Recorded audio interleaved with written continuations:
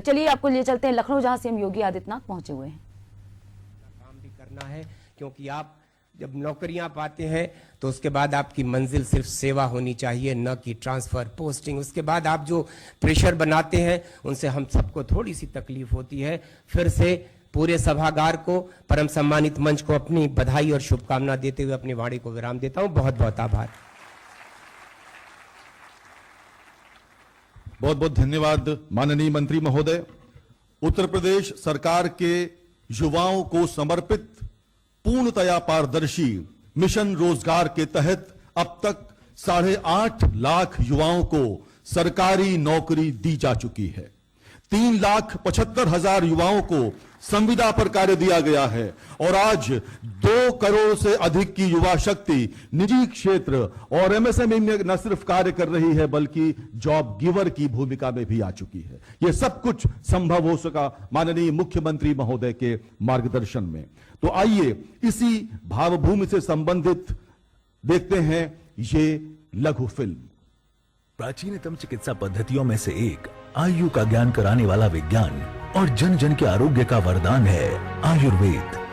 भारत की ये प्राचीन विरासत जिसके विस्तार में समाई है पूरी मानवता की भलाई। कोरोना कालखंड में आयुर्वेद के महत्व को पूरे विश्व ने स्वीकारा है। हमारा आयुर्वेद हजारों वर्षों की परंपरा, हजारों वर्षों की तपस्या का प्रतीक है। यशस्वी प्रधानमंत्री नरेंद्र मोदी जी की प्रेरणा से प्रकृति के इस अनुपम उपहार को डबल इंजन सरकार ने दिया है नया स्वरूप, नई पहचान। माननीय मुख्यमंत्री योगी आदित्यनाथ के नेतृत्व में वर्ष 2017 में उत्तर प्रदेश में आयुष विभाग की स्थापना की गई, जिससे आयुर्वेद, यूनानी, होम्योपैथ, योग एवं प्राकृतिक चिकित्सा को मिले हैं नए आयाम।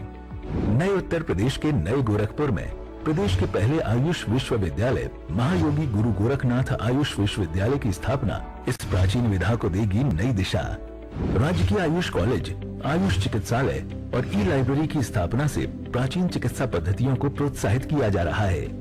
आयुर्वेद और यूनानी स्टेट फार्मेसी, आयुष्मान आरोग्य मंदिर और योग वेलनेस के साथ ही जन जन को आयुर्वेद का सुरक्षा कवच देने के लिए आयुष ऐप और टेलीमेडिसिन के माध्यम से चिकित्सा सुविधा कराई जा रही है उपलब्ध। आप गांव-गांव और घर-घर में आयुर्वेदिक पद्धति से, योग और प्राकृतिक चिकित्सा पद्धति से उपचार के नए माध्यम ढूंढ पाएंगे। यशस्वी प्रधानमंत्री जी के vision citizen first and justice first के अनुरूप सुदृढ़ कानून व्यवस्था का नया अध्याय लिख रहा है नया उत्तर प्रदेश।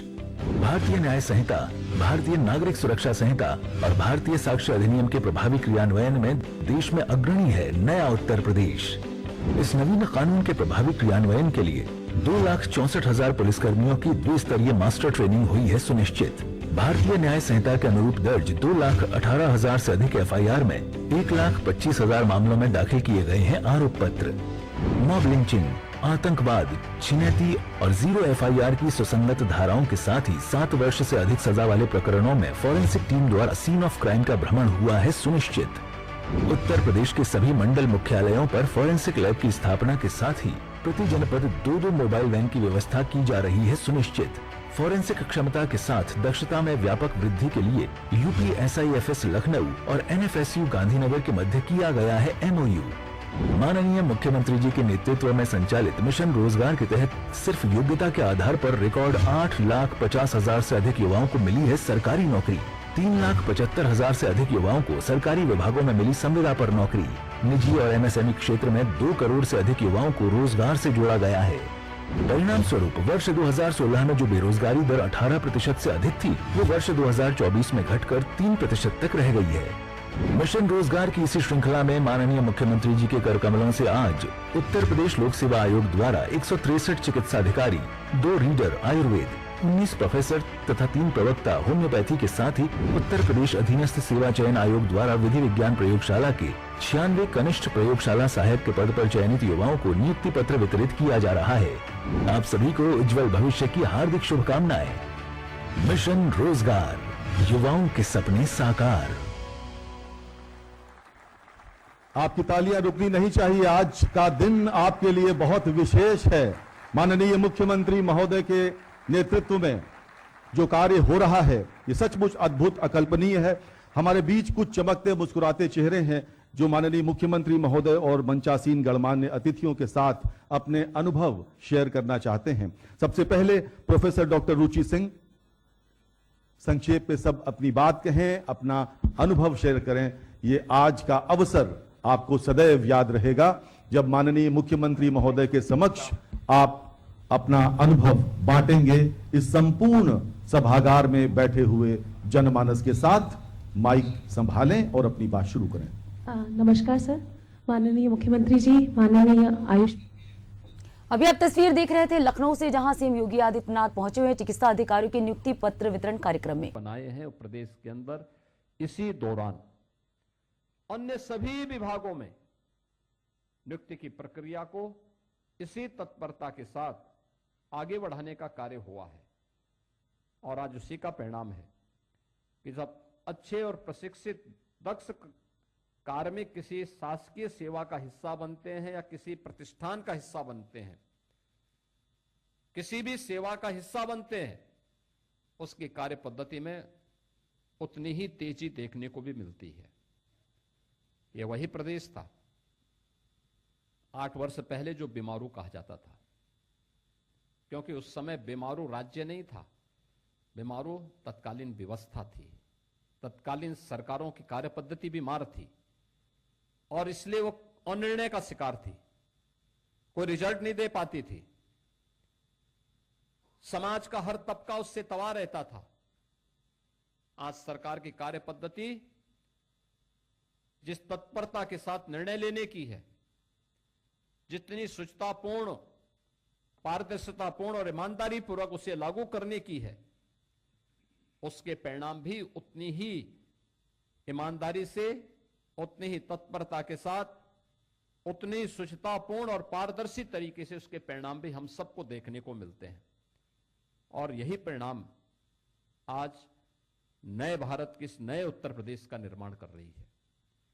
इन नए भारत का नया उत्तर प्रदेश जो आज स्वयं बीमार नहीं है और देश के विकास में भी बैरियर नहीं बना है, बल्कि भारत की इकोनॉमी को, भारत की अर्थव्यवस्था को एक ग्रोथ इंजन के रूप में सपोर्ट करने को अपने आप को तैयार कर रही है। और यही तो प्रधानमंत्री मोदी जी की मंशा थी कि उत्तर प्रदेश देश की आबादी का सबसे बड़ा राज्य है।